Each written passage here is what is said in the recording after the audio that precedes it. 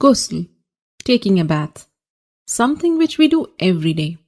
But if you think about it, it's a pretty important part of your religion. Because if you are not ritually pure, you cannot perform some important religious deeds.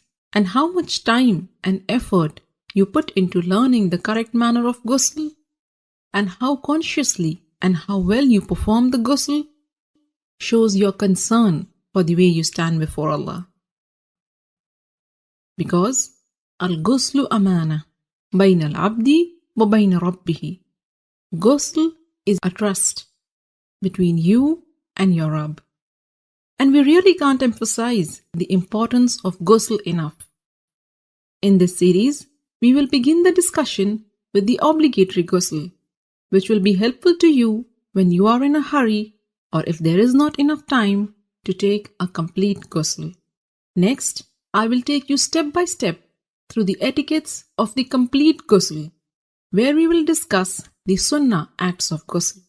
And finally, in the next video, we will answer some frequently asked questions about ghusl.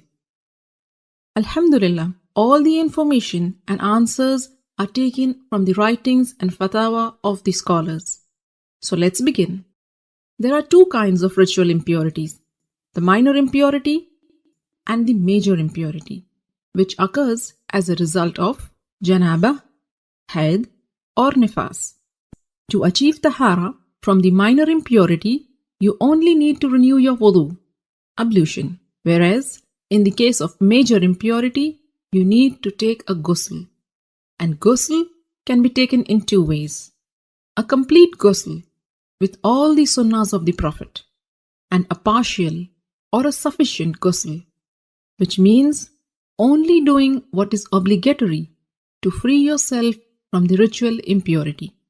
So what are these obligatory acts of ghusl? A beforehand niyyah, intention that you are taking this bath to purify yourself from the major ritual impurity. Rinsing your mouth and nose, and letting water run over your entire body at least once. Make sure it reaches every part of it, even your scalp, under the thick hair.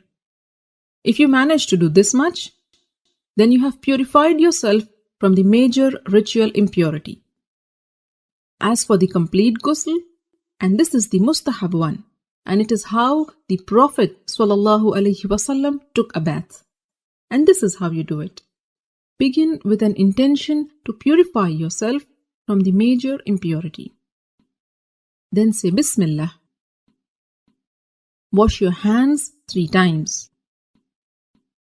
Then with your left hand, wash your private parts and anywhere else that is contaminated with traces of impurity.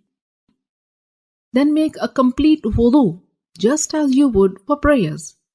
Then pour water over your head 3 times, rubbing and making sure that it thoroughly reaches your scalp. Some scholars said 3 times means once on the right, next on the left, and then in the center. And then pour water and wash the entire body, beginning with the right side, then the left, while rubbing it with your hands so that you are sure you haven't missed any part. So these are the etiquettes of the complete ghusl.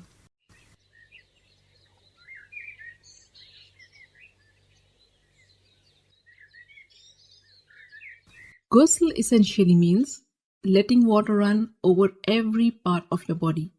So if you are wearing a ring, you should move it. And if it is so tight that the water won't reach the skin underneath, then you have to remove it. Cosmetic items which form a barrier and prevent the water from reaching your skin must also be taken off. In a narration of Maymuna radiallahu ta'ala anha, it is mentioned that the Prophet sallallahu alaihi wasallam moved away from the spot where he had been taking ghusl, and then he washed his feet. Shaykh Ibn al-Uthaymeen rahimahullah explained that what is apparent from the various narrations is that the Prophet washed his feet after ghusl only when there was a need. Like if the floor is made of dirt, and if the feet are not washed, they will remain soiled. So you may want to wash your feet after ghusl if there is a need. With this, you are now well informed about the how-to of the perfect ghusl. For more how-to guides, subscribe to the Striving Muslimah YouTube channel or get yourself to the strivingmuslimah.com and subscribe to the mailing list. I will keep you updated about all the latest videos and interesting articles. Don't forget to share this how-to guide with your family and friends.